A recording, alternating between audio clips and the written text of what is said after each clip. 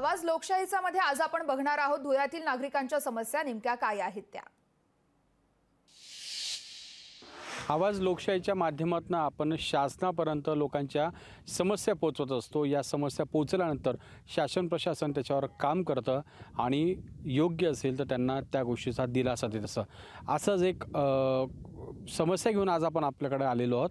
धुळे शहरातील चित्तोड या गावामध्ये गावामधील शेतकऱ्यांना ब्रिटिश काळापासून या लोकांना शेतजमिनी देण्यात आलेल्या होत्या, परंतु कालांतराने काही प्रमाणामध्ये ज्यावेळेस माझ्या पाठीमागे जो काही डॅम दिसतोय, जो तलाव दिसतोय, हा नकाने तलाव आहे।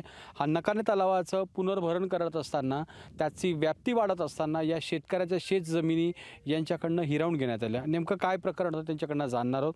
सर, नेमकं काय प्रकरण होतं? तुमच्या जमिनी कधीपासून तुमच्याकडे मिळालेल्या होत्या आणि आता तुमची मागणी काय? सर, आमची मागणी एकच आहे।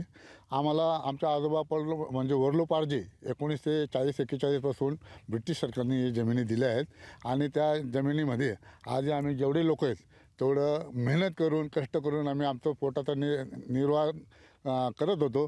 परंतु काही काळामध्ये शासनाने आम्हाला कुठल्या सूचना न देता, शासनाने आम्हाला कुठलं काही न सांगता आमच्या शेतीची माती उचलून नेली आणि हा जो जम्मू समुदाय हा आदिवासी, महार आणि मुस्लिम आम्ही फक्त 3च वर्ग इथं आहेत।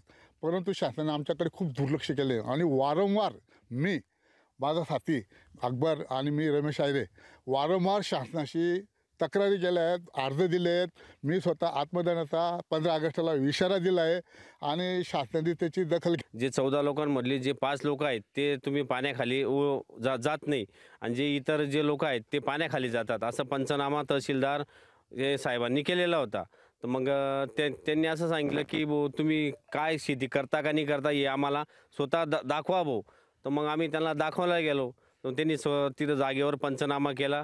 मग ते म्हटले की आम्ही पुढची प्रोसिजर करतोय, तर आतापर्यंत त्याला काहीच ठाव ठिकाणा लागलेला नाही। आमची प्रशासनकडनं हीच विनंती आहे, जे जितके बी आहे सगळे गरीब आहे, सगळे म्हणजे पोट त्याच्यावरच भरणारे, तर त्याच्यावरनं काहीतरी तोडगा काढा सरकारने।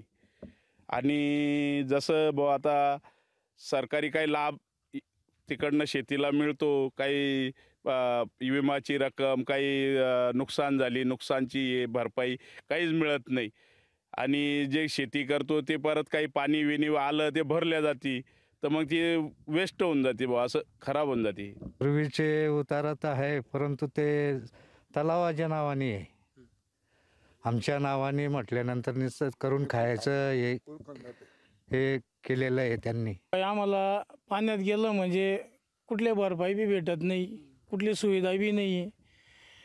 त्या पद्धतीने आम्ही शेती करतोय, पण आमच्या ऐकणारा कुणी नाही, तर आम्ही कुणाला सांगू की आम्हाला बुवा सौभाग्य व्हावं कुणीतरी की आम्हाला आमची नुकसान भरपाई द्या वर्षाने काहीतरी। आमच्या शेतीमध्ये ते पाणी घुसून जातं, मग आम्ही काय करावं तिथं? आम्ही गरीब लोक आहेत, जेवढे राहतात तेवढे करून खातात। पाणी घुसलं का काही नाही, जेवायला वाट नाही आहे, काही नाही, कसं काय करावं? तलावात शेती गेली, तुम्हाला शासनाने शेती काहीच दिलं नाही, काहीच केलं नाही त्यांनी। सरकार आम्हाला देतच नाही। परत ते कम से कम माझ्या अंदाजे 10-12 वर्षापासून 15 वर्षापासून झालं आमचं, 15 ते 20 वर्षापासून झालं। कलेक्टर ऑफिसला जाते, इकडे जाते, तिकडे जाते, ध्यान कोणीच द्यायला तयार नाही। वरपर्यंत गेलो, ध्यान कोणीच द्यायला तयार नाही, कोणीच ध्यान द्यायला तयार। त्याच्यातनं तर आमचे बरेचसे जुने लोक मरून बी गेले, का ध्यानच दिले नाही, ना कलेक्टर साहेबांनी दिली ना कोणी दिली। वर मुंबईपर्यंत बी गेलो तरी ध्यान दिली नाही। या शेतकऱ्यांनी आता यांचा शेतीचा लढा सुरू केलेला आहे। कागदोपत्री शासनाकडे यांनी दाद मागितलेली आहे। आता या सगळ्या एकूण प्रकरणात या शेतकऱ्यांना न्याय कसा मिळतो, या शेतकऱ्यांना आपल्या हक्काची जमीन मिळते का, या शेतकऱ्यांना आपली शेती करण्याची संधी मिळते का, हे पाहणं तेवढंच महत्त्वाचं आहे। कॅमेरा पर्सन गणेश पाटीलसह विशाल ठाकूर, लोकशाही मराठी, धुळे। लोकशाही मराठी ऐका, पहा, जागरूक रहा।